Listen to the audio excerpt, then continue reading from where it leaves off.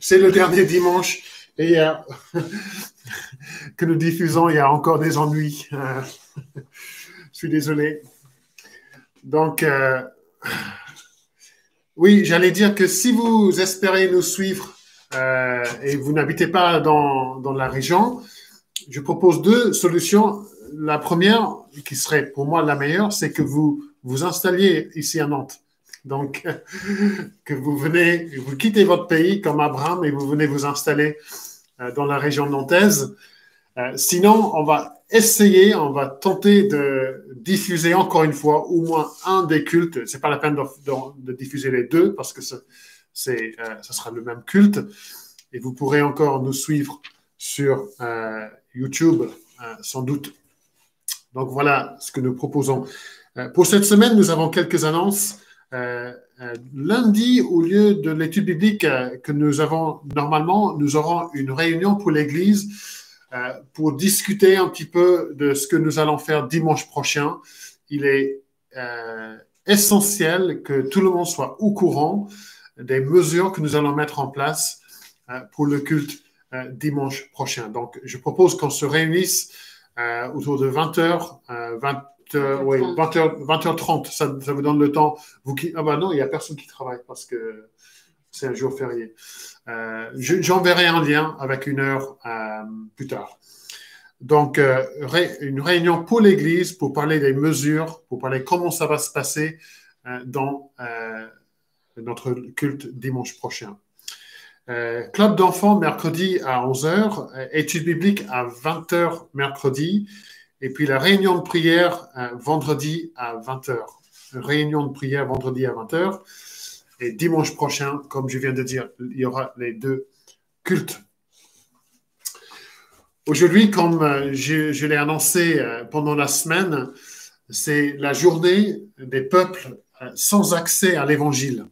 C'est une journée qui a été consacrée dans le monde évangélique pour penser à des peuples, des groupes ethniques qui n'ont aucun ou très peu d'accès à l'Évangile. C'est-à-dire qu'ils n'ont pas les Écritures traduites dans leur propre langue, il n'y a pas d'église locale pour annoncer l'Évangile.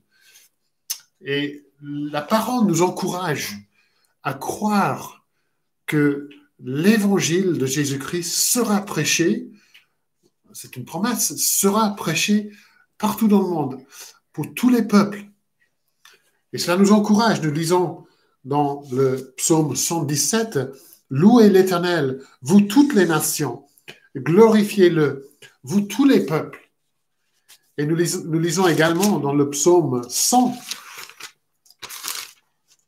où le psalmiste dit « Lance une joyeuse clameur vers l'Éternel, terre entière, loue le Seigneur. » Et quand nous lisons ça, ça nous remplit de joie et d'allégresse de penser que la terre entière, là où Dieu n'est pas connu, il sera reconnu, il sera connu. Là où Dieu n'est pas loué, il sera loué. Donc, nous lisons ça avec de la joie, mais nous lisons ça également avec de la tristesse. Parce que nous savons que ce n'est pas encore le cas. Et nous lisons ça avec un sens de notre responsabilité. Pourquoi ce n'est pas le cas? Justement parce que l'Église de Jésus-Christ n'a pas annoncé cette bonne nouvelle de Jésus-Christ, l'Évangile de Jésus-Christ. Donc oui, il y a une joie, il y a un bonheur pour dire le Seigneur sera reconnu, il sera loué partout dans le monde. Mais une tristesse quand nous pensons que ce n'est pas encore le cas. Et il reste du boulot à faire. Et nous verrons ça tout à l'heure. À quel point il reste du boulot à faire. Donc nous chantons ces paroles du psaume 100. Nous chantons ces paroles avec joie, mais aussi avec tristesse.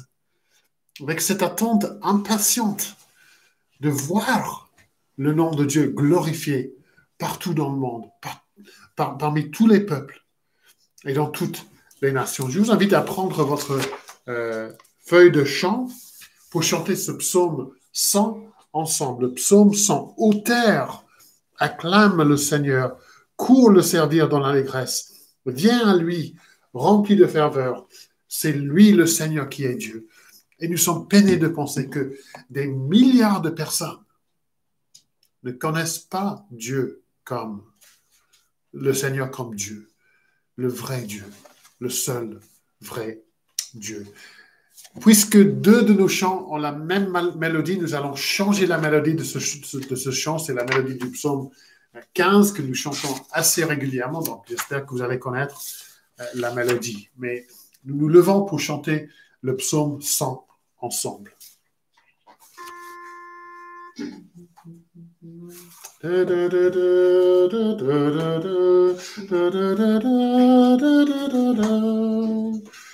Ô terre, acclame le Seigneur, que le servir dans l'allégresse, viens à lui rempli de ferveur. C'est lui le Seigneur qui est Dieu. Il nous a fait, à lui nous sommes, son peuple et son troupeau nombreux. Va rendre grâce en sa maison, entre pour chanter ses louanges, célèbre-le, bénis son nom.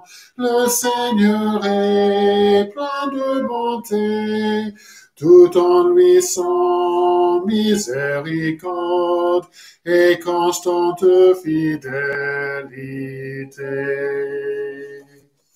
Prions ensemble. Seigneur, nous te remercions de cette occasion que nous avons de nous réunir ensemble par la technologie qui nous est disponible. Et même si nous avons eu quelques soucis ce matin, nous sommes reconnaissants que c'est possible pour nous de nous rassembler, de nous voir avec ce but, avec ce désir de te louer, de te glorifier, de lancer une joyeuse clameur vers l'Éternel. Et même si nous sommes frustrés, parce que quand nous chantons, nous n'entendons que nous-mêmes, et nous voulons faire partie d'une grande foule de personnes qui louent le Seigneur ensemble. Et c'est frustrant pour nous, mais pourtant nous sommes reconnaissants de cette occasion de prendre ces paroles que tu nous as données et de les utiliser pour chanter tes louanges. Et nous te remercions qu'il y a des milliers d'années, tu as inspiré par ton esprit le psalmiste à écrire ces paroles, à voir par la foi le jour où Dieu serait reconnu, non seulement en Israël, mais partout dans le monde, dans toutes les nations, par tous les peuples et dans toutes les langues, les louanges de Dieu seraient chantées. Donc nous te remercions de cette occasion ce matin. Nous te remercions pour ta grâce et ta bonté envers nous. Même pendant cette semaine passée, nous te remercions pour toutes tes bénédictions que nous avons reçues en abondance de ta main. Et nous te remercions pour le dimanche, pour le jour du Seigneur, ce un jour sur 7 que tu nous as donné, qui est consacré à toi, à ta louange, à méditer ta parole, à prier notre grand Dieu et notre Seigneur. Et nous te louons de cette occasion de consacrer un jour à notre Dieu, notre Sauveur.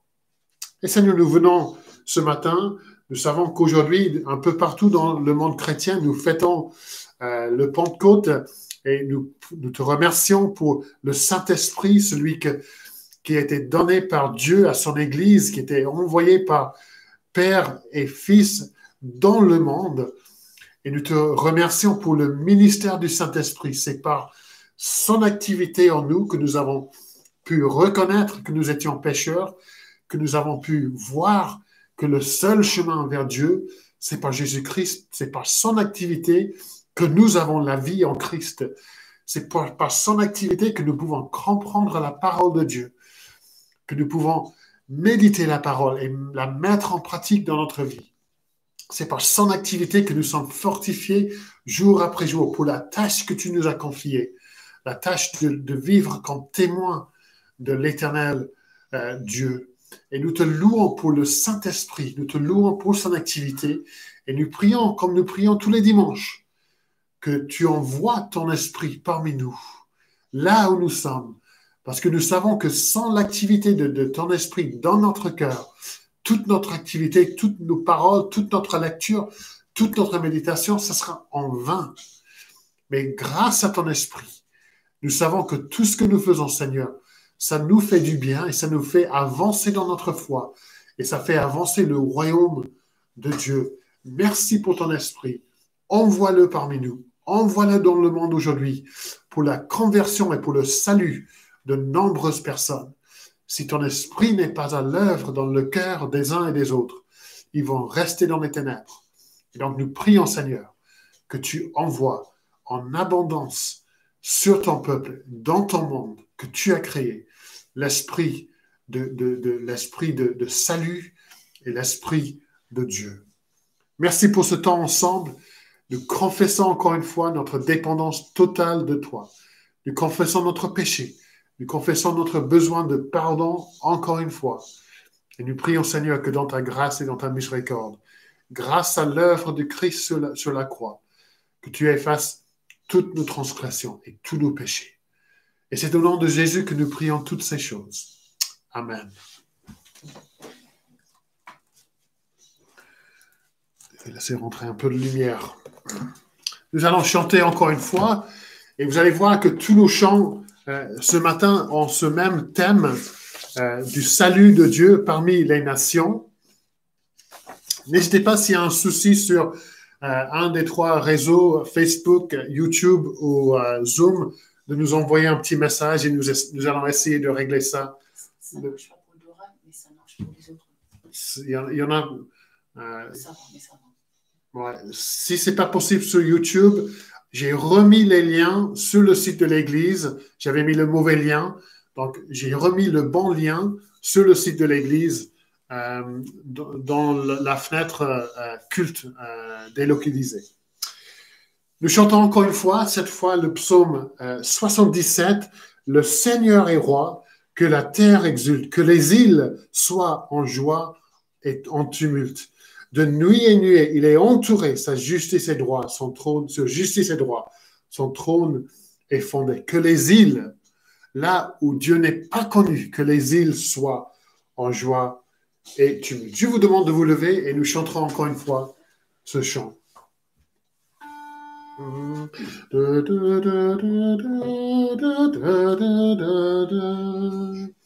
Le Seigneur est roi, que la terre exulte, que les îles soient en joie et tumulte.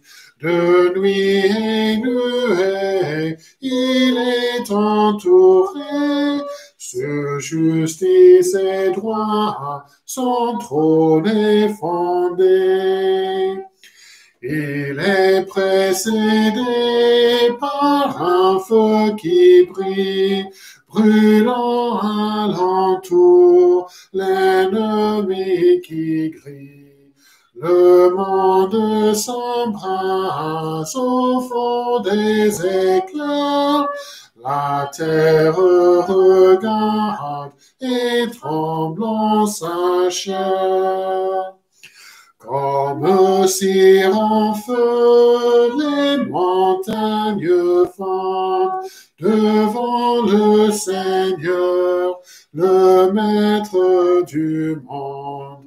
Sa justice fut proclamée aux cieux, et les peuples voient la gloire de Dieu.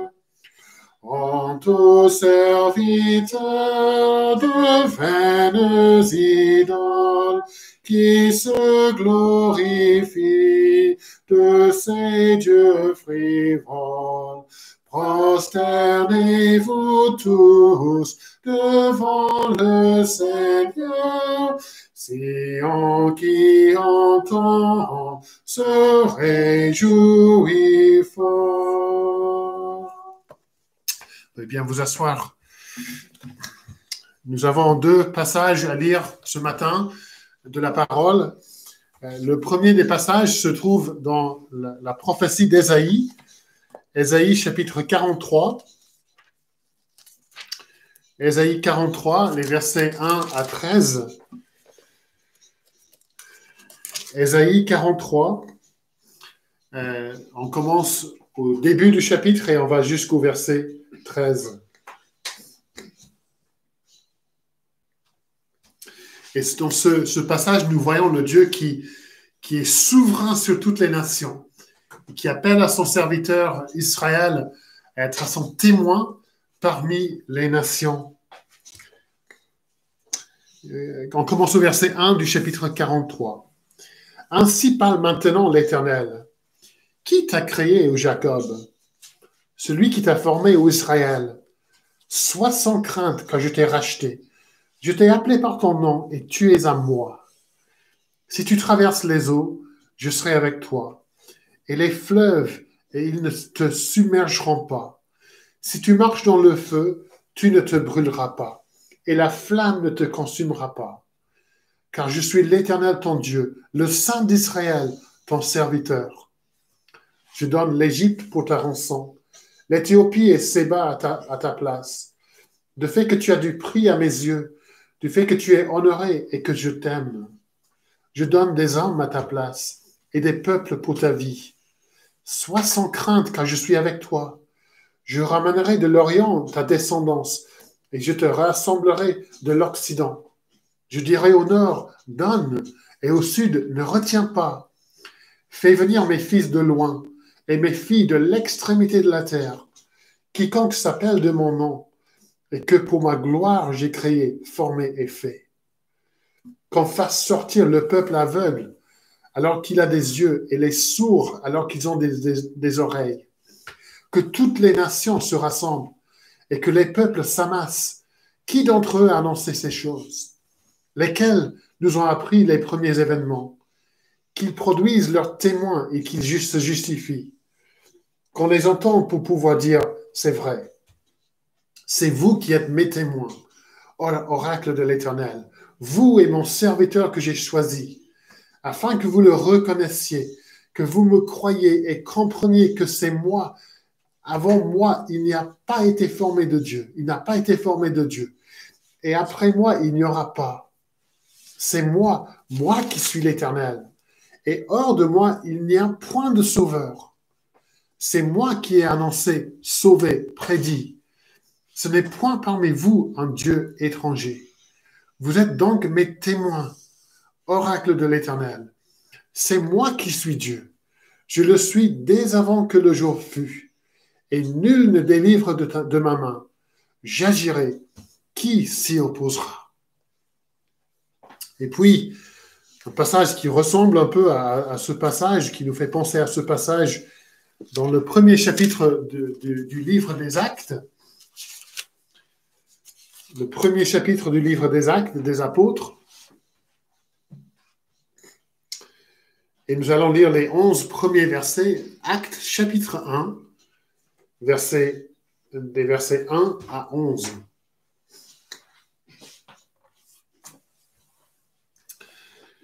C'est Luc qui écrit son deuxième livre, après avoir fini son évangile qu'il avait écrit à Théophile. Il écrit maintenant la suite de l'évangile, les Actes des Apôtres, ou le livre qu'on a surnommé les Actes de Jésus, à travers ses apôtres.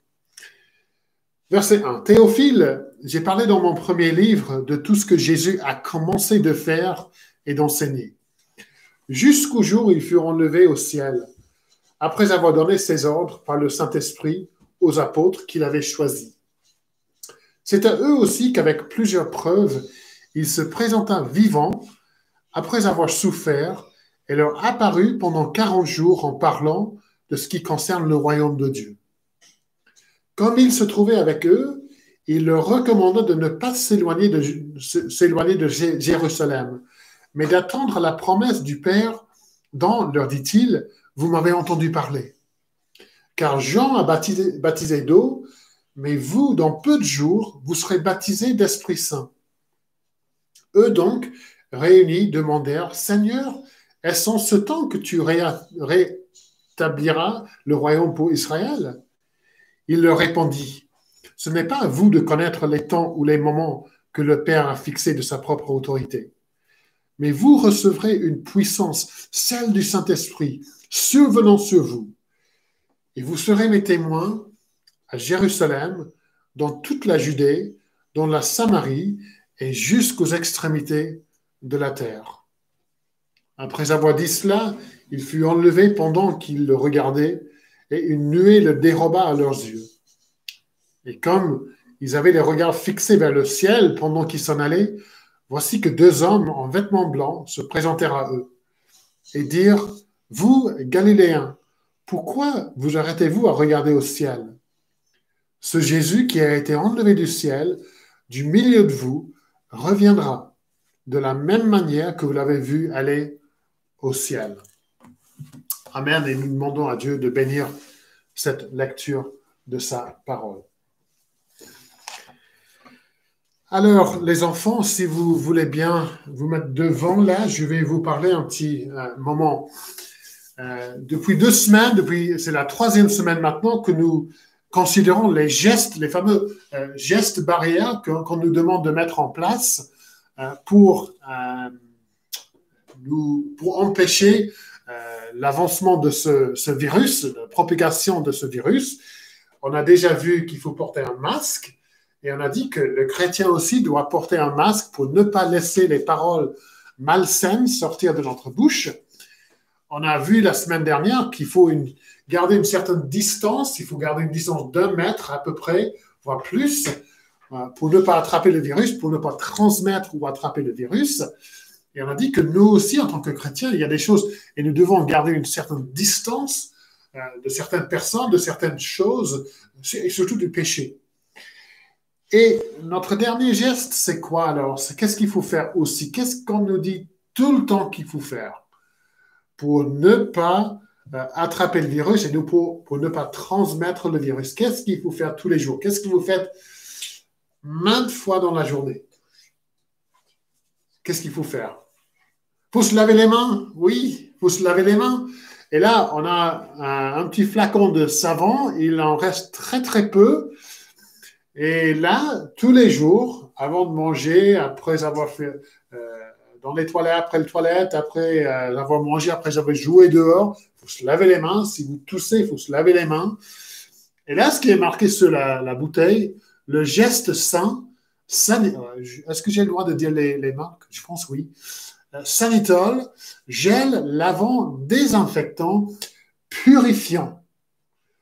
Et nous mettons ça sur les mains, nous mettons un peu d'eau, nous mettons du savon et nous pouvons purifier. Il y a une bonne technique pour bien se laver les mains, les 2 côtés, les pouces aussi et les poignets. Et puis les mains sont pures. Et dans la Bible, il y a un cas très célèbre d'un monsieur qui s'est lavé les mains et qui a dit qu'il était pur, qu'il n'avait plus de culpabilité, qu'il n'était pas coupable de quoi que ce soit, de quelque chose de très grave. Et c'est dans le livre de Matthieu, chapitre 27, Matthieu 27, Jésus est devant le tribunal et Jésus va bientôt mourir. Et Jésus apparaît devant un monsieur qui s'appelle Pilate. Et Pilate a le pouvoir soit de libérer Jésus ou de condamner Jésus. Et Pilate, il faut dire qu'il a un peu peur de la foule. Et en fait, il a très peur de la foule parce que la foule veut que Jésus meure. Et Pilate, il manque de courage. Il n'a pas assez de courage pour dire à la foule, bah, je suis désolé, mais je trouve rien de mal en Jésus, donc je vais le libérer. Il avait trop peur de libérer Jésus. Et donc il dit, au verset 22, Pilate leur dit, que ferai-je donc de Jésus appelé le Christ? Qu'est-ce que je vais faire avec ce Jésus? Et la foule répondit qu'il soit crucifié. La foule a crié, crucifie Jésus. Donc Pilate, qu'est-ce qu'il va faire? Et le verset 23 dit, le gouverneur dit, mais quel mal a-t-il fait? Pilate savait très bien que Jésus n'avait pas fait de mal. Quel mal a-t-il fait? Et Pilate, on lit, et ils crient encore plus fort, la foule crie encore plus fort, qu'il soit crucifié.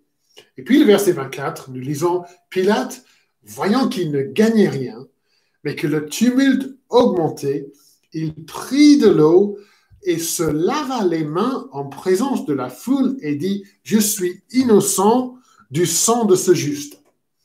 Il a pensé qu'en se lavant les mains, il pourrait être innocent de la mort de Jésus. Mais ce n'est pas comme ça qu'on enlève la culpabilité de notre péché. C'est lui qui a condamné Jésus. Oui, c'était la foule aussi. Oui, c'était les chefs religieux. Mais c'était Pilate. Et si Pilate a pensé, je peux me libérer de cette culpabilité de mon péché en me lavant les mains. Non, pas du tout. Et c'est important, hyper important, plusieurs fois par jour, de bien se laver les mains. Mais il faut savoir qu'il y a les choses sur notre main. Il y a ce qu'on appelle le péché dans notre vie qu'on ne peut pas purifier, qu'on ne peut pas laver avec le savon. Ça ne marche pas. Alors, comment nous purifier notre cœur, notre vie? Comment nous laver de notre péché? La Bible nous dit que nous devons nous laver dans le sang de Jésus, avec le sang de Jésus. Alors, ça nous paraît un peu bizarre. Imaginez un petit flacon avec du sang dedans. Si on mettait ça sur les mains seraient encore plus sales. Donc, ce n'est pas avec de vrai sang que nous mettons sur les mains ou sur le corps pour nous laver, mais c'est par le sang de Jésus qui a été versé sur la croix que notre péché est couvert, que notre péché est lavé, que nous sommes purifiés. Et donc, quand nous sommes couverts par le sang de Jésus, Dieu nous regarde et il ne voit plus notre péché. C'est comme si tout notre péché a été purifié. Ce n'est pas avec du savon. On pourrait passer des années et des années à essayer de nous purifier avec du savon. Et ça pourrait marcher à l'extérieur, mais ça ne pourrait jamais marcher pour notre cœur. Et il faut que le sang de Jésus nous lave dans notre cœur, pour nous donner un cœur nouveau et pour nous purifier de toute iniquité, de tout notre péché. Et dans le coloriage aujourd'hui, le verset, c'est qui pourra monter à la montagne de l'Éternel? Qui pourra venir à Dieu? Qui pourra se tenir dans son lieu saint? Et le verset continue, celui qui a les mains innocentes. Celui qui n'a pas de péché, qui n'a pas fait de péché. Et nous savons, alors en fait, moi je suis exclu. Oui, nous sommes exclus. Nous ne pouvons pas avoir accès à Dieu. Mais il y a celui qui a les mains innocentes. Il y a celui qui a le cœur pur. Et c'est Jésus. Donc c'est grâce à Jésus que nous pouvons avoir accès à Dieu, que nous pouvons venir à Dieu avec notre péché couvert. Donc là, il y a des enfants qui se lavent les mains, mais beaucoup plus, et se laver les mains, c'est important, mais beaucoup plus important que ça, c'est de demander à Dieu de nous laver le cœur et de nous laver de tout notre péché dans le sang de Jésus. Nous allons prier, et puis vous pouvez prendre la petite feuille. Prions ensemble. Seigneur, nous savons que nous sommes sales, pas simplement à l'extérieur, et nous faisons de notre mieux pour ne pas être sales à l'extérieur. Et nous pouvons même faire de notre mieux pour ne pas être sales à l'intérieur. Mais nous savons que en chacun d'entre nous, il y a cette saleté du péché. Et nous ne pouvons rien faire pour nous purifier nous-mêmes. Nous ne pouvons rien faire pour nous laver nous-mêmes. Il faut que toi, tu nous purifies. Il faut que toi, tu nous laves par le sang de Jésus. Et ta parole nous dit que quand nous confessons nos péchés, tu es fidèle et juste pour nous purifier, pour nous pardonner nos péchés, pour nous purifier de toute iniquité. Tu promets de purifier, de pardonner tous ceux qui viennent à toi par Jésus-Christ. Merci pour le sang de Jésus qui nous purifie, qui nous lave, qui nous rend propres à tes yeux. Et aide-nous, jour après jour, à faire de notre mieux, de faire mourir le péché en nous, de garder notre cœur propre, de garder nos mains innocentes. Et nous prions, Seigneur, que par ton esprit, tu nous aides, jour après jour, à rester purs devant toi. Nous prions pour les enfants, aide-les à comprendre leur besoin d'être lavés par le sang de Jésus. Et nous prions en son nom et pour sa gloire. Amen.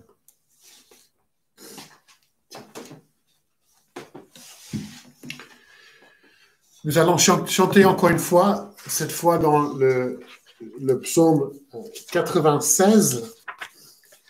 Nous allons chanter simplement 2 versets.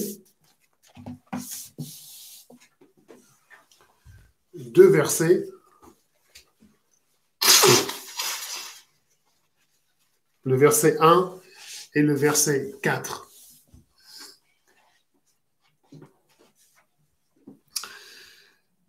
J'ai beaucoup réfléchi cette semaine sur les derniers mots que nous disons aux gens. Il y a 1 an à peu près, on a marqué le départ de Malcolm Memorial Ball après quelques 30 années de service en France. Et je sais que Malcolm a longuement réfléchi sur ce qui seraient ses derniers mots au dernier culte. Et c'est pas facile de trouver les derniers mots qu'on veut dire à des gens. Je sais que quand je quittais mon poste de professeur en Irlande, pendant longtemps, j'ai réfléchi, qu'est-ce que je vais dire? J'aurai l'occasion de dire un petit mot, qu'est-ce que je vais dire? Qu'est-ce que je vais dire à mes élèves? Qu'est-ce que je vais dire aux profs? Qu'est-ce que je vais dire aux autres? Et c'est important de choisir les mots justes. Et aujourd'hui, nous pensons aux dernières paroles de Jésus ici sur terre. La dernière chose qu'il demande à ses disciples de faire. Et dans un sens, nous avons ces paroles dans le verset 4 de ce psaume.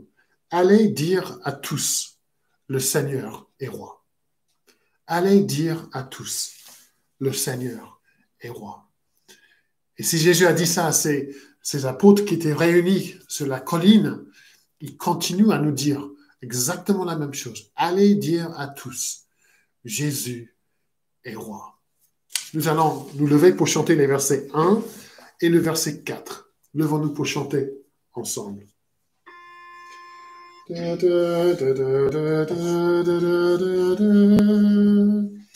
Chantez au Seigneur nouvelle chanson. Chantez au Seigneur par toute la terre. Chantez au Seigneur, bénissez son nom. À travers les jours, dites son salut. Annoncez sa gloire au milieu des peuples. Et chaque merveille aux yeux des tribus.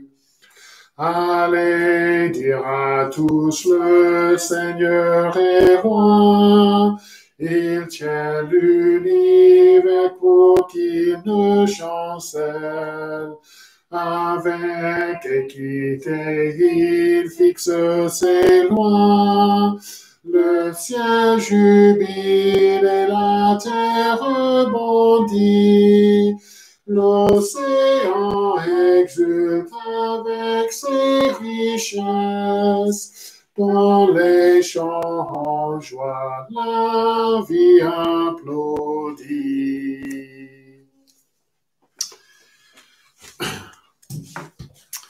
Je vous ai annoncé au début du culte que ce dimanche a été désigné la journée des peuples sans accès à l'évangile. Les groupes ethniques, on parle des pays, mais des groupes ethniques qui n'ont pas accès à l'évangile. Et ne pas avoir accès, comme je vous ai dit, c'est qu'il n'y a pas la Bible traduite dans la langue de ce peuple, il n'y a pas d'église locale établie là, au milieu de ces peuples. Il n'y a pas d'occasion régulière d'entendre et d'apprendre le message de l'évangile. Et vous serez peut-être choqués de savoir qu'il y a dans le monde 7000 peuples. 7000 peuples qui n'ont aucun accès à l'évangile de Jésus-Christ. Et donc, ça, c'est le thème de notre culte ce matin. J'ai mis sur le site de l'Église des feuilles que vous pouvez imprimer. Et je propose qu'on fasse pas simplement une journée consacrée au peuple sans accès, mais toute une semaine. Et que cette semaine, vous prenez, je pense qu'il y a au moins 7, 1, 2, 3, 4, 5, oui, il y en a 7. Il y a 7, il y en a 8 même. Vous prenez une feuille par jour. Et sur chaque feuille, vous trouverez le nom d'un peuple des renseignements sur le peuple et puis des sujets de prière pour le peuple. Et vous prenez un peuple par jour. Et puis vendredi, à notre réunion de prière, nous allons encore une fois passer du temps ensemble à prier pour ces peuples. C'est notre responsabilité. Jésus nous demande d'annoncer l'évangile de Jésus-Christ jusqu'aux extrémités de la terre. Et si nous n'y allons pas, nous-mêmes, ce que nous devons faire, c'est nous devons prier pour ceux qui y vont, pour ceux qui sont envoyés. Nous devons soutenir ceux qui sont envoyés. C'est une responsabilité. C'est un commandement que Jésus nous donne. Il ne dit pas si vous avez le temps ou si ça vous intéresse, peut-être que certains parmi vous, non. Il nous commande, il nous donne une ordre d'aller, de prier et de soutenir l'avancement du royaume de Dieu parmi les peuples qui n'ont aucun accès à l'évangile. Donc, je vous encourage à prendre ces feuilles, à les télécharger ou à les imprimer. Et cette semaine, et dans les semaines à venir, j'ai pris ça comme une reproche cette semaine, que même dans notre Église, nous prions si peu pour les peuples non atteints de l'Évangile. Et je veux que ça devienne une habitude et une partie intégrale de la vie de notre Église, que nous prions pour les peuples non atteints et que nous agissions pour l'avancement de l'Évangile et du royaume de Dieu parmi ces peuples, au milieu de ces peuples. Et donc, après la prédication aujourd'hui, vous aurez l'occasion de prier pour certains de ces groupes. Ce que moi je vais faire maintenant, je vais prier pour ça, pour le monde en général, sans prier en particulier pour les peuples. Ça, c'est ce que nous allons faire après. Mais je vous demande simplement, là où vous êtes, de prier avec moi. Seigneur, nous voulons te remercier de ceux qui ont déjà répondu à l'appel de Jésus-Christ, d'aller faire de toutes les nations des disciples. Nous voulons te remercier pour les premiers apôtres que tu as envoyés dans le monde, qui ont commencé à Jérusalem, qui ont annoncé l'évangile de Jésus-Christ à Jérusalem, et puis qui sont partis plus loin, qui sont venus en Europe, en Afrique, en Asie, et qui ont annoncé sans crainte l'évangile de Jésus-Christ. Nous voulons te remercier pour ceux qui ont donné leur vie. Et nous savons que beaucoup de sang a été versé pour l'avancement du royaume de Dieu. Il y a eu de nombreux martyrs pour accomplir ce mandat missionnaire qui a été donné par Jésus. Et nous te remercions pour ceux qui sont venus en France, qui ont donné leur vie, qui ont consacré leur vie à l'annonce de l'évangile de Jésus-Christ en France. Et nous prions, Seigneur, pour ces peuples qui n'ont toujours pas d'accès à l'évangile. Pour nous, c'est inimaginable. Nous pensons à combien de Bibles nous avons sur les étagères. Nous pensons à l'accès que nous avons sur Internet à plein de bonnes ressources. Nous pensons aux églises qui sont autour de nous. Et vraiment, nous sommes gâtés dans l'Occident. Pourtant, nous faisons si peu, nous sommes si lents, soit à partir, soit à envoyer ou à soutenir ceux qui partent pour annoncer l'évangile de Jésus-Christ parmi ces peuples non atteints. Et nous voulons te demander pardon, Seigneur. Nous confessons que nous avons été occupés ça et là par d'autres choses. Et nous ne nous sommes pas donnés à cette tâche si importante que tu as donnée à ton Église. Nous te demandons pardon. Et nous voulons, Seigneur, que ça change. Montre-nous comment changer notre manque d'activité, notre manque de compassion pour ces peuples non atteints.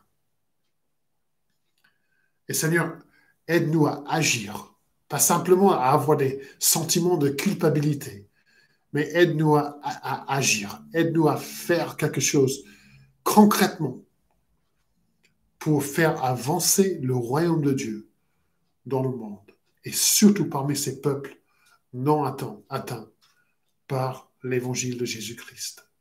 Nous prions que ta parole prêchée et lue aujourd'hui nous aide à voir ce que nous pouvons faire. Nous prions pour ta bénédiction sur la parole et nous prions que le cœur de chacun et de chacune soit touché. Et Seigneur, également aujourd'hui, nous voulons prier pour les États-Unis. Nous avons été choqués de voir ce qui se passe là-bas en ce moment. Nous savons que dans notre Église, nous avons plusieurs liens avec les États-Unis. Donc nous prions pour ce pays, ce tumulte là-bas, cette violence, cette colère, cette haine que nous voyons dans les rues, dans les cœurs des uns et des autres. Et nous prions que la paix de Dieu descende sur ce pays. Nous prions que les mains violentes soient arrêtées, mais nous prions aussi pour la justice. Nous voyons qu'il y a un manque de justice. Nous voyons le racisme qui existe encore aux États-Unis. Et nous prions, Seigneur, que la justice s'impose dans ce pays et dans le cœur des uns et des autres. Nous prions pour les dirigeants, donne-leur de la sagesse et surtout de l'humilité pour diriger ce peuple. Et nous prions pour ton Église, que ton Église puisse être une lumière dans les ténèbres pour diriger les gens vers Jésus-Christ, le Prince de la paix. Seigneur, bénis le reste de notre culte, ce qui reste de notre culte, et bénis surtout notre méditation de ta parole. Nous prions au nom de Jésus. Amen.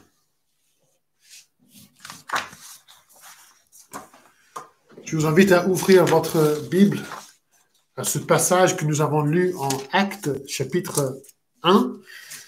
Actes, chapitre 1, nous faisons une pause, comme vous avez sans doute deviné, dans notre étude dans la vie d'Abraham. Et nous nous tournons à ce livre d'Actes. Je vais juste de Esther. Esther?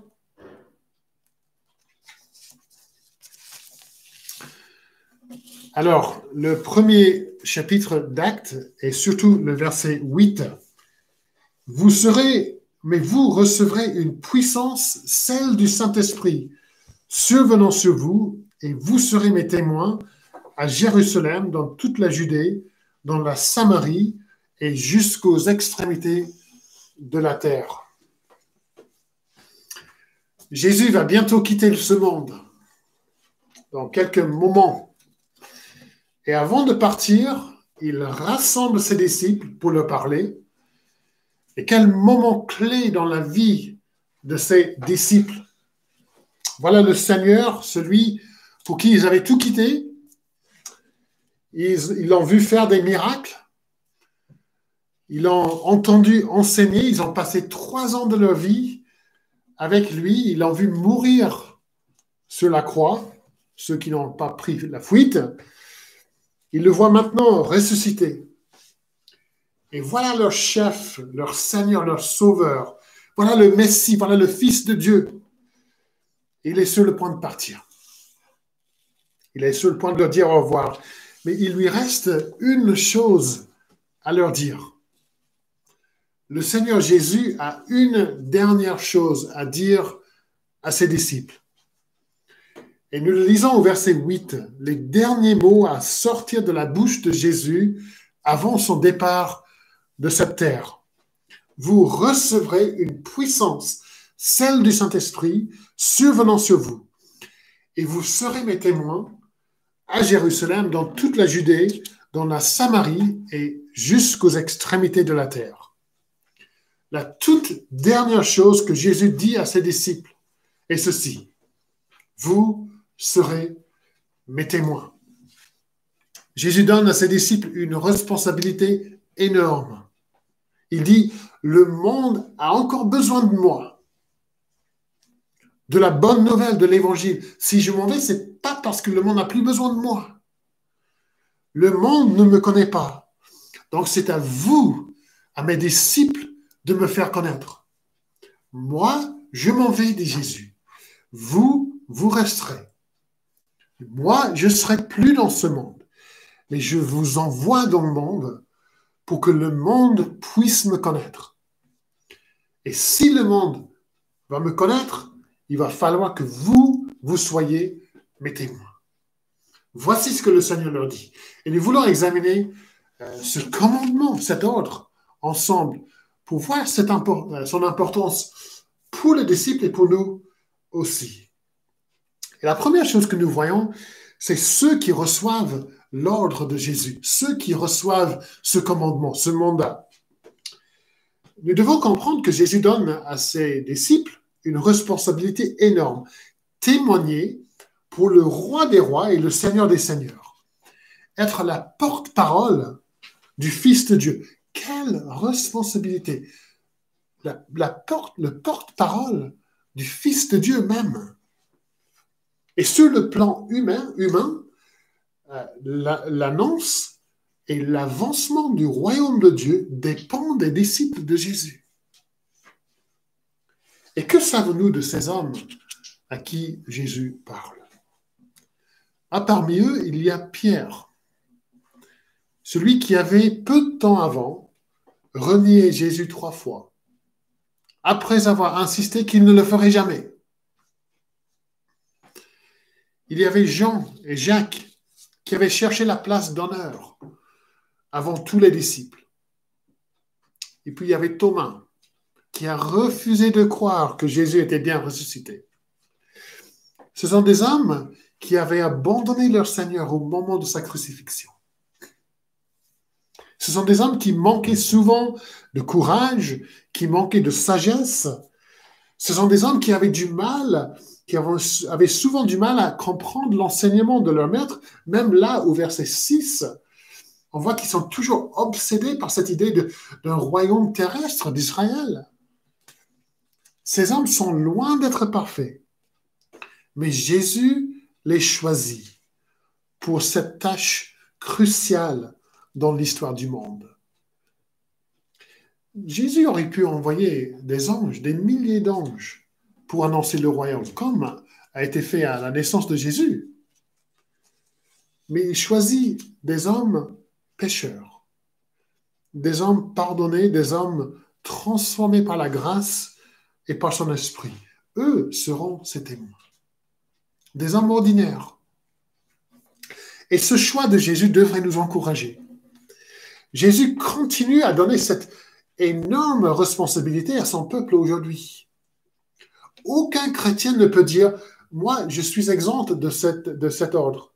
Ce n'est pas pour moi. » Aucun chrétien ne peut dire « Témoigner pour Jésus, ça c'est pour les autres, mais pas pour moi. » Nos échecs du passé, Jésus les connaît. Quand il nous demande de témoigner pour lui, il les connaît très bien. Une foi faible ne ferme pas la porte au service. Dans un sens, plus on est faible, mieux c'est.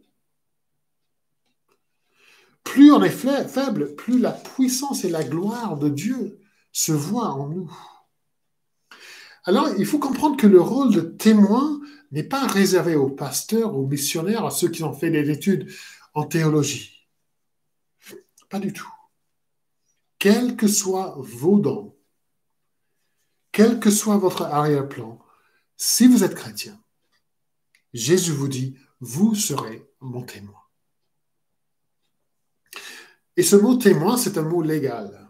On connaît le rôle des témoins dans un tribunal. Ils doivent simplement parler de ce qu'ils ont vu, ce qu'ils ont vécu.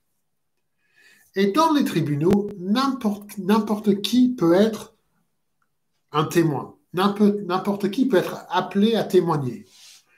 Un SDF et un milliardaire peuvent être témoins devant le même tribunal, des mêmes faits, des mêmes événements.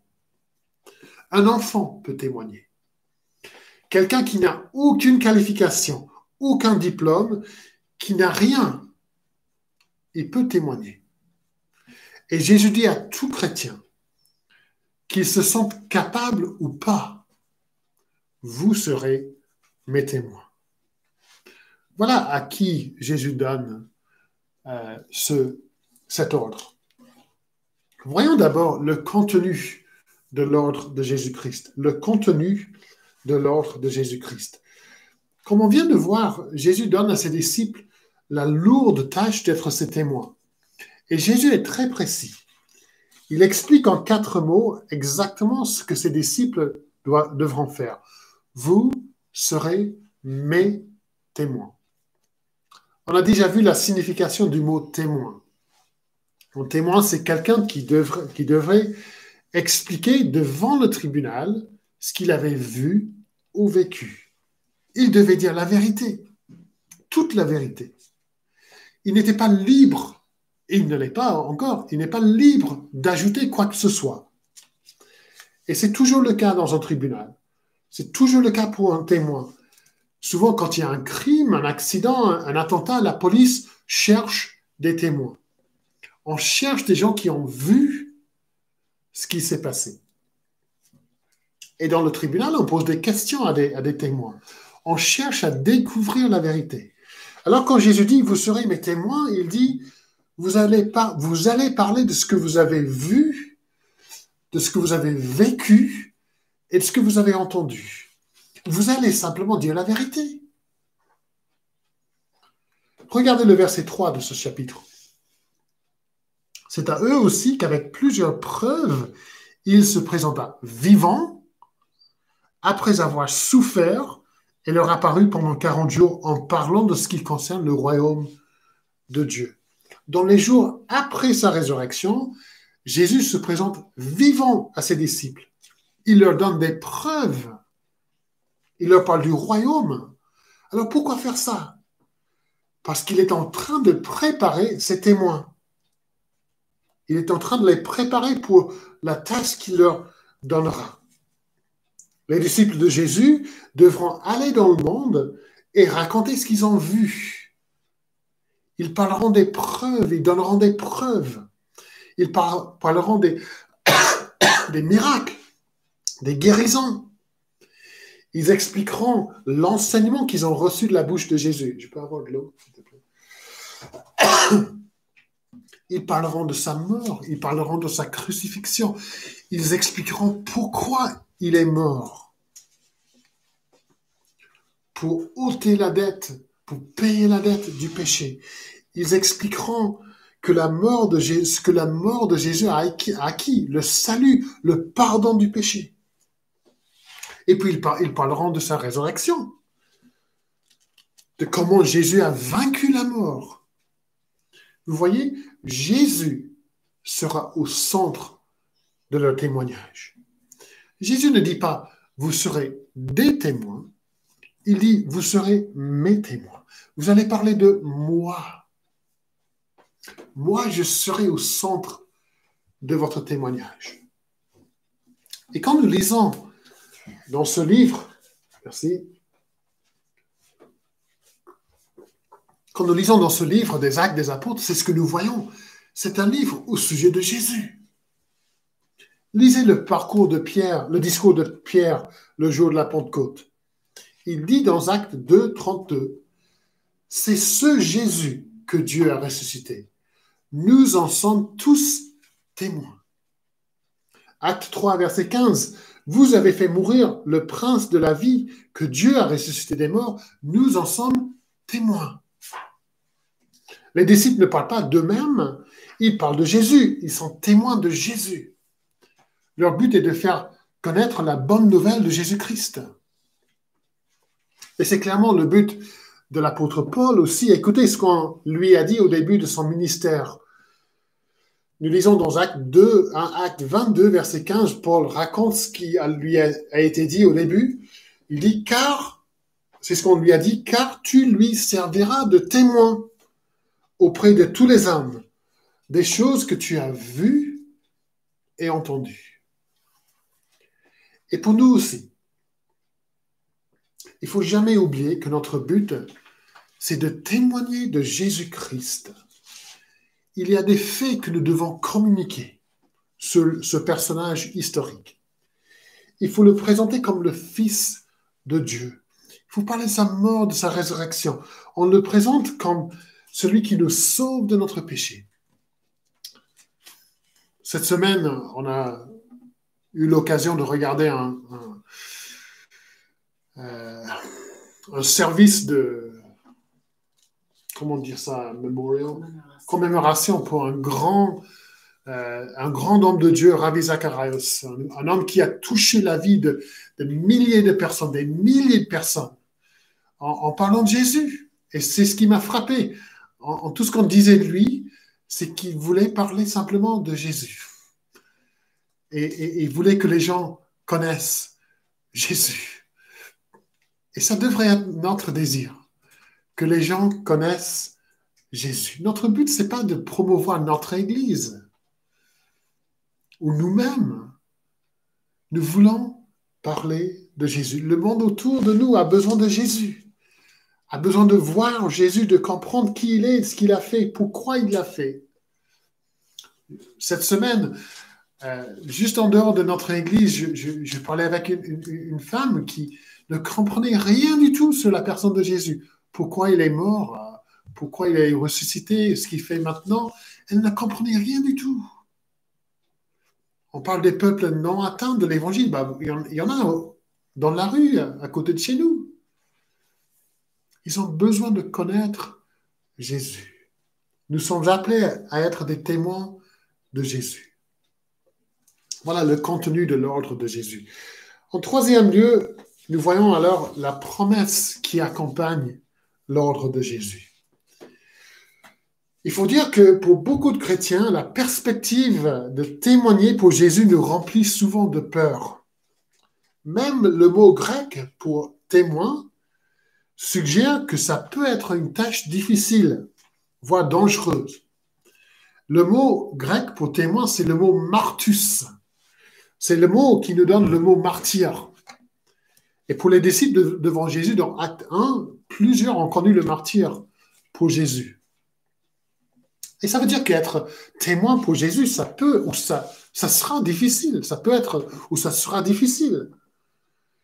Alors face à cette tâche que Jésus donne à son Église, on peut se sentir très faible. On peut se sentir intimidé. L'ordre, cette tâche est difficile. Mais avec cette tâche, Jésus donne aussi une promesse. Verset 8. Mais vous recevrez une puissance, celle du Saint-Esprit survenant sur vous. Au verset 4 et 5, Jésus avait déjà dit à ses disciples de rester à Jérusalem jusqu'à ce que le Saint-Esprit vienne sur eux.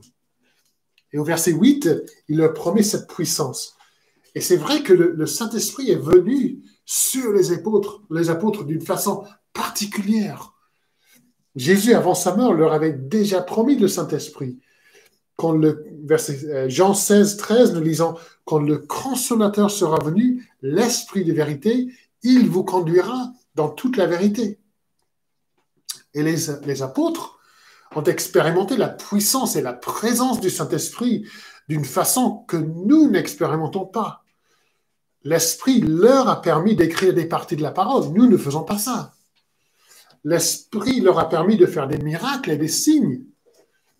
Mais même si notre expérience de l'Esprit est différente, le principe ne change pas.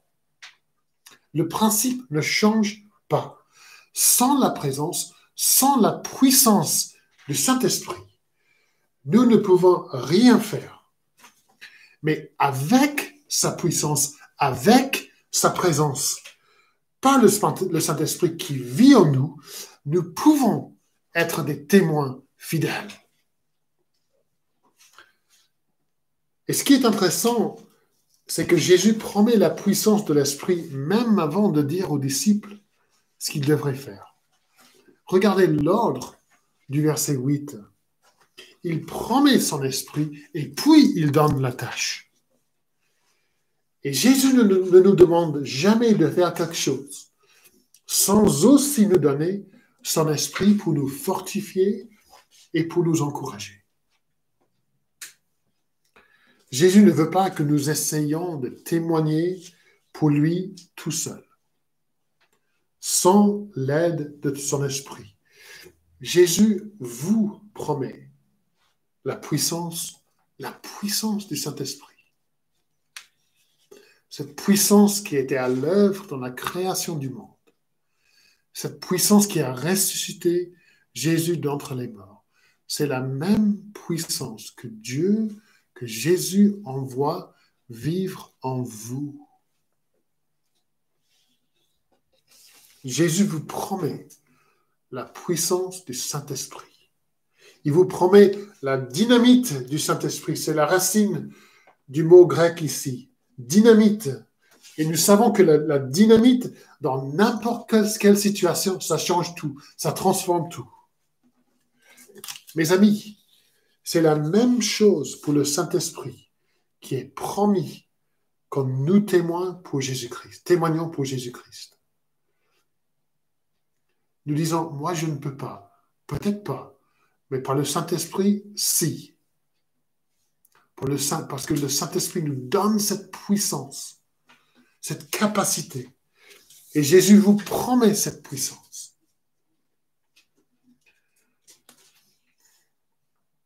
Nous connaissons peut-être l'histoire du petit canard, le petit canard Ugly Duckling. Ouais, mais en français, c'est quoi? Le petit canard qui est moche. C'est quoi en français? Oui, voilà, vous connaissez l'histoire dont je parle. Et vous savez que les chrétiens sont comme ça. Nous nous voyons comme le petit canard moche parce que nous ne reconnaissons pas qui nous sommes véritablement. Et il faut que nous regardions dans la glace pour voir, en fait, en nous, il y a le Saint-Esprit de Dieu qui vit en nous. Il dit, ah oui, bon, j'avais pas reconnu ça. Et nous nous privons de cette puissance parce que nous ne reconnaissons pas que le Saint-Esprit de Dieu nous est donné et vit en nous. Jésus nous promet cette puissance. Le vilain petit canard, c'est ça? Le vilain petit canard. Les vilains petits chrétiens qui pensent, je n'ai aucune puissance. En vous-même, c'est vrai, mais avec le Saint-Esprit, c'est complètement faux. La promesse qui accompagne l'ordre de Jésus. Ceux à qui l'ordre est donné, le contenu de l'ordre, la promesse qui accompagne et finalement l'étendue de l'ordre de Jésus. L'étendue de l'ordre de Jésus. Dans le verset 6 du chapitre 1, les disciples posent une question qui nous montre que leur compréhension du ministère du royaume de Jésus est beaucoup trop limitée. Seigneur, est-ce en ce temps que tu rétabliras le royaume pour Israël? Il s'intéresse toujours à Israël, à une libération des mains des Romains. Il pense que le jour de gloire pour la patrie va bientôt arriver. Mais dans sa réponse au verset 8, Jésus leur explique que le royaume, son royaume, s'étendra beaucoup plus loin que les frontières d'Israël.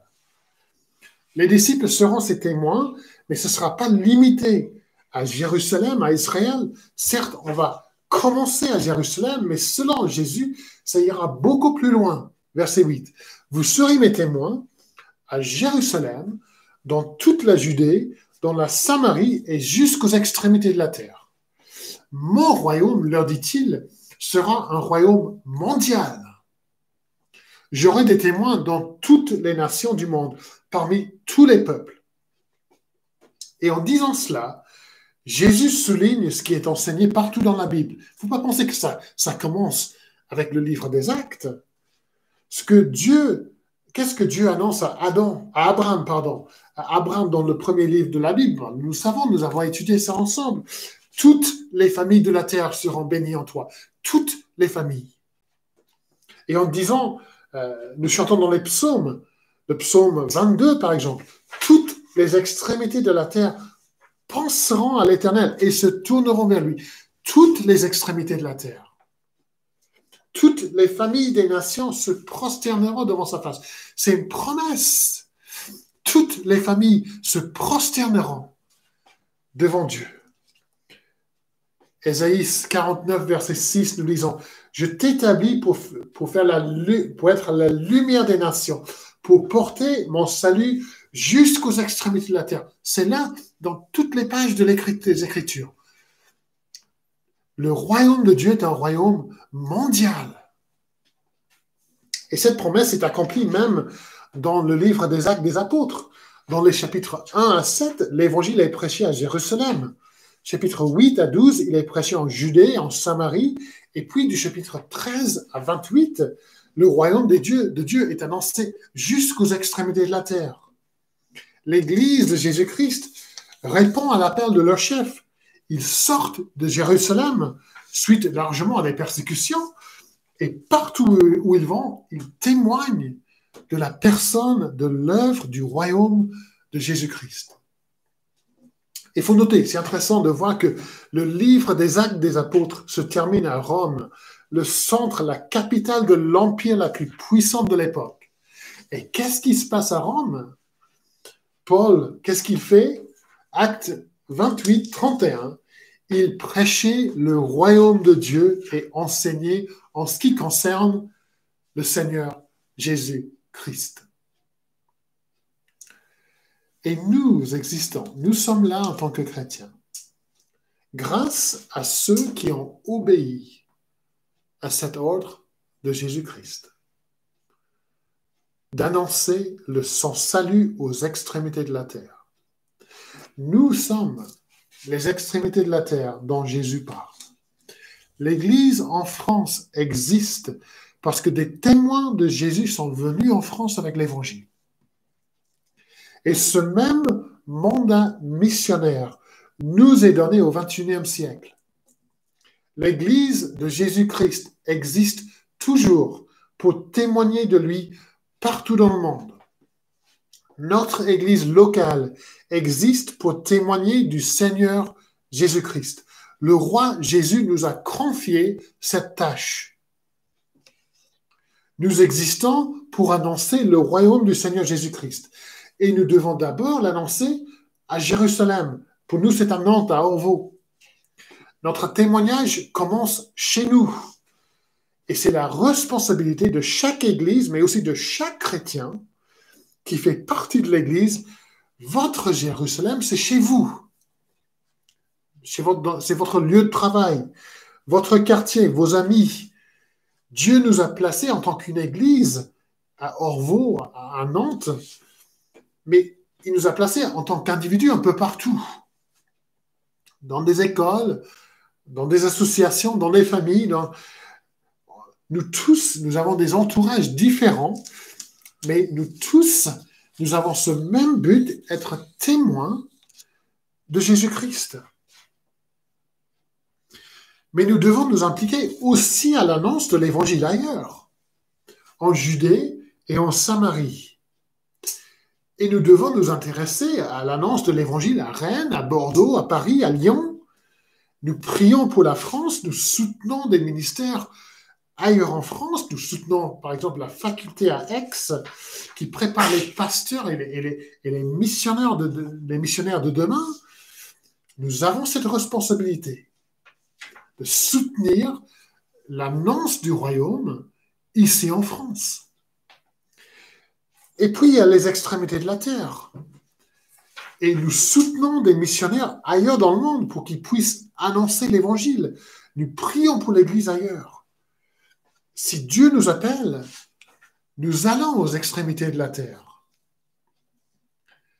Mais de nos jours, on a les extrémités de la terre dans notre arrière-cour. Beaucoup de pays sont fermés à l'annonce de l'Évangile. Et il est très difficile pour les chrétiens d'y aller.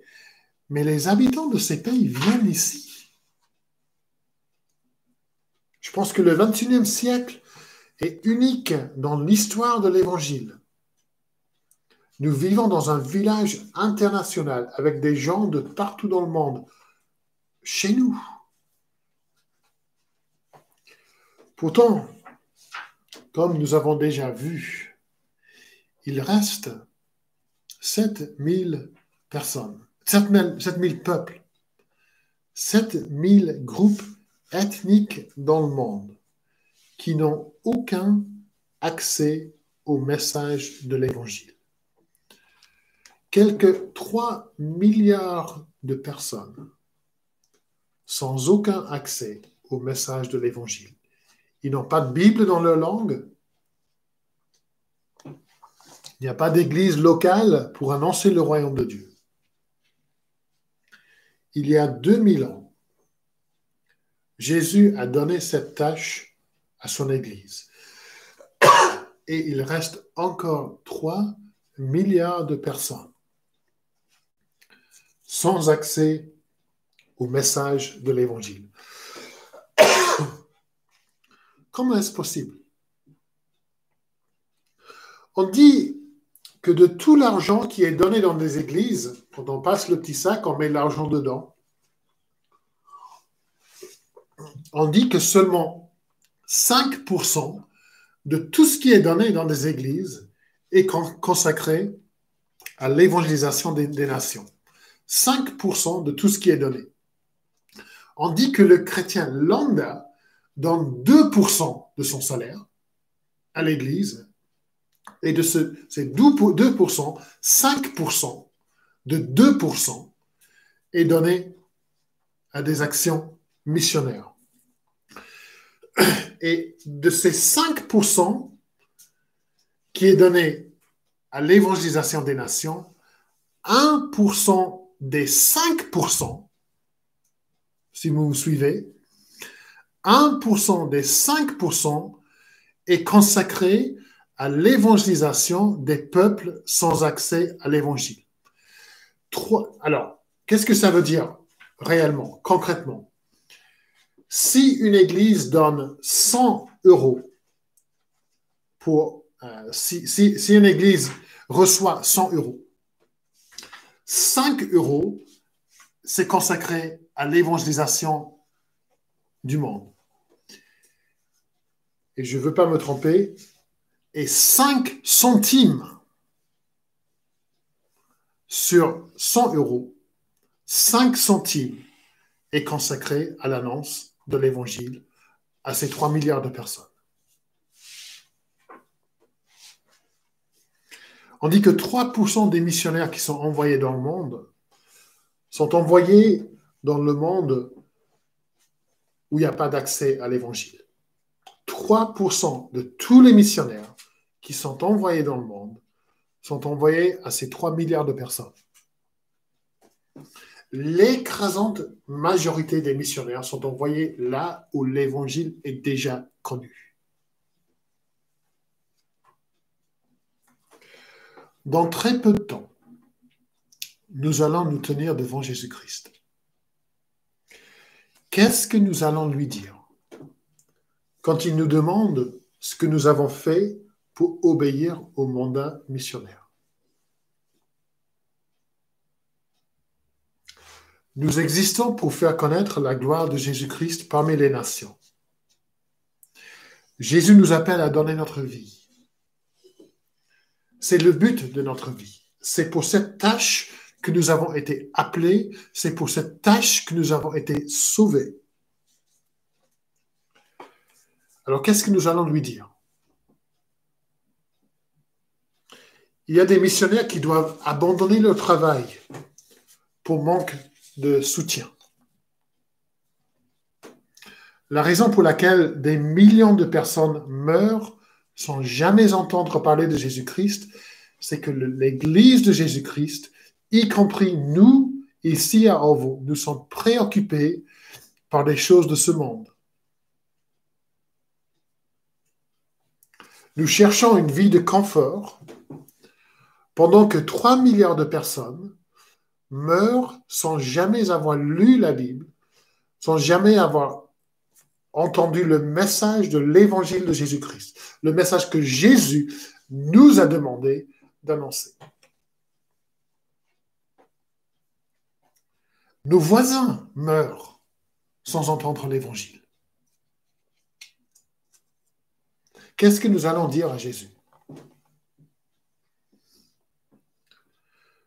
Si vous n'avez pas un cœur pour le monde, et j'aime bien le titre qui est donné à cette association avec le ministère parmi les étudiants étrangers, un cœur pour le monde, c'est un très très bon nom. Si vous n'avez pas un cœur pour le monde, si vous ne pleurez pas pour le monde, vous n'avez rien compris de la vie pour laquelle Jésus vous a sauvé. Vous n'avez rien compris de votre identité en tant que témoin. comment expliquer ce manque de compassion?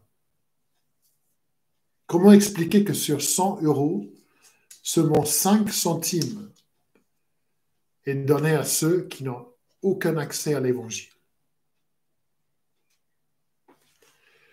Nous faisons si peu, en réalité, nous faisons si peu de sacrifices pour l'œuvre, pour l'avancement du royaume de Dieu. Nous donnons si peu de notre temps, si peu de notre énergie, de nos ressources pour faire connaître celui qui a tout donné pour nous. Qu'est-ce que nous allons lui dire? Je vous ai laissé une dernière tâche avant de partir. Je vous ai donné mon esprit pour vous aider à le faire. Qu'est-ce que nous allons lui dire? Jésus vous dit, le monde vit dans l'ignorance. Le monde a besoin de l'Évangile. Des milliards meurent dans l'ignorance totale de l'Évangile. Je vous donne cette tâche. Je vous ai sauvé. Je vous ai racheté par mon propre sang. Maintenant, vous êtes à moi et moi, je vous envoie avec mon esprit pour être mon témoin. Allez et faites de toutes les nations des disciples. C'est un commandement. C'est un commandement. Et dans Jean 14, Jésus dit à ses disciples, si vous m'aimez, gardez mes commandements. Est-ce que vous aimez Jésus? Est-ce que vous gardez ce commandement? Allez et soyez des témoins. Amen.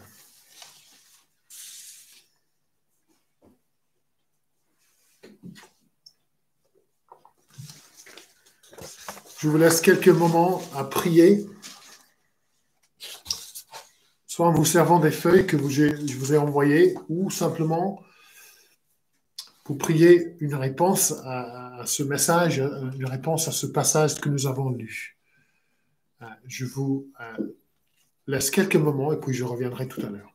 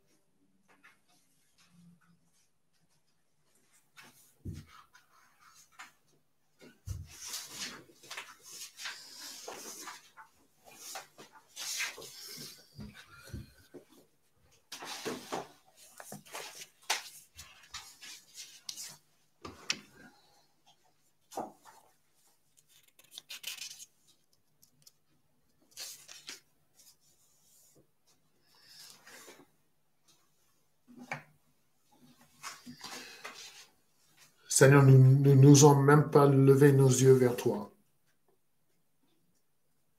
Parce que nous savons que nous avons manqué de zèle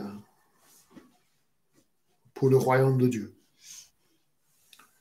Nous avons manqué de zèle et de compassion pour les peuples qui périssent dans l'obscurité spirituelle. Nous n'avons pas prié comme il fallait prier. Nous n'avons pas consacré notre temps, notre énergie, notre argent comme il fallait le faire. Tu nous as donné cette tâche et nous avons été occupés avec d'autres choses. Aide-nous, Seigneur, à faire de cette tâche une priorité. Nous avons trouvé des excuses. Nous avons été comme des disciples quand tu leur as demandé de donner à manger à la foule de 5000 personnes. Nous avons trouvé des raisons pour ne pas le faire. C'est pas le bon moment, on n'a pas les ressources nécessaires. La tâche est trop grande, trop importante.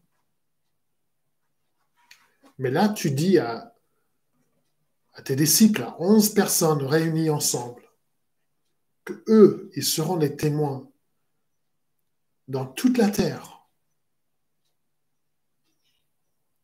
Et tu promets ton esprit pour les fortifier, pour les aider, pour les guider, pour les équiper.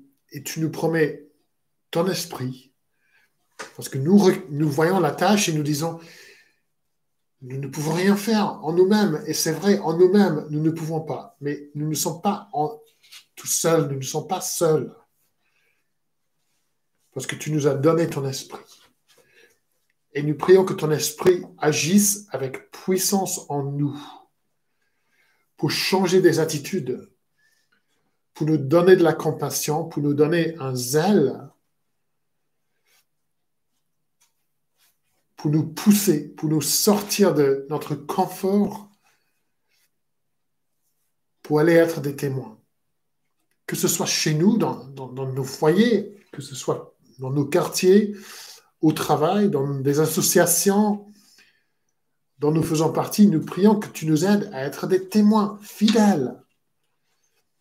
Simplement à dire ce que tu as fait pour nous, qui tu es, pour parler de ta mort, de ta résurrection, de ton salut. Et donne-nous le courage, l'audace qu'il nous faut. Nous manquons de courage, nous manquons d'audace, nous manquons de compassion, nous manquons de zèle. Et nous prions, Seigneur, que tu nous aides, tu nous transformes par ton esprit. Nous voulons prier pour ces peuples non atteints de l'évangile de Jésus-Christ, ces peuples sans accès. Nous prions pour le peuple Chawi en Afrique, et pour le peuple Didinya, pour le peuple Assamia, Seigneur, pour le peuple Maba en Afrique. Tous ces peuples, des millions de personnes qui ne te connaissent pas. Nous prions pour le peuple ouzbek en Afghanistan. Nous n'avons pas cette possibilité d'y aller, mais nous pouvons prier quand même pour eux. Nous pouvons intercéder pour eux. Nous pouvons soutenir ceux qui sont déjà là. Nous prions pour le peuple Peul en Afrique. Nous prions pour la traduction des Écritures dans leur langue. Et nous prions pour le peuple Soumré en Afrique également. De nombreuses personnes aveugles à des réalités spirituelles. Et nous prions pour nos voisins. Parce que même avec tout l'accès qu'il y a, la facilité d'accès, ce sont encore des gens qui vivent dans des ténèbres spirituelles. Et toi, tu nous as donné cette tâche. Seigneur, agis en nous. Fais tout ce qui est nécessaire pour que nous sortions pour annoncer le royaume de Dieu. Nous te demandons, Seigneur, de nous secouer, de faire ce qu'il faut faire, afin que l'Évangile soit annoncé ici à Nantes, à Orvault, en France et jusqu'aux extrémités de la terre. Change nos cœurs, change nos attitudes. Et que ton nom soit glorifié, que ton royaume vienne avec puissance. Nous prions au nom de Jésus. Amen.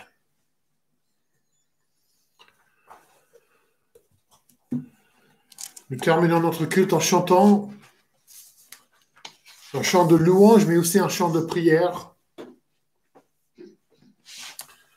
Le psaume 67, Dieu de pitié, qui nous bénisse, que sa face brille sur nous, pour connaître ta voie propice et ton salut offert partout.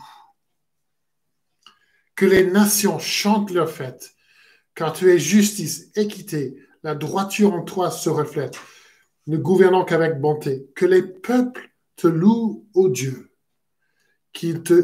qu'ensemble ils te louent de leur mieux. Nous nous levons pour chanter ces paroles à la gloire de Dieu.